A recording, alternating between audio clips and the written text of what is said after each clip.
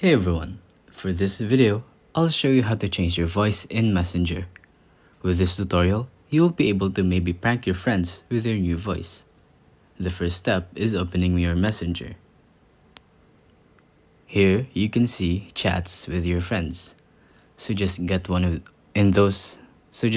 one of those chats and then give them a call.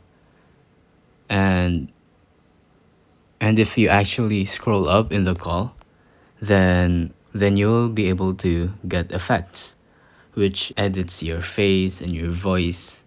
So when you speak, it edits your voice, and when you do a certain move like opening your mouth, then the filter changes. It's actually really cool.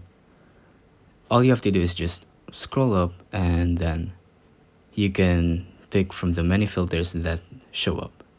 It's that simple. If you think this video is helpful, please consider liking, subscribing, and hitting the notification bell. If you have any questions, feel free to comment down below.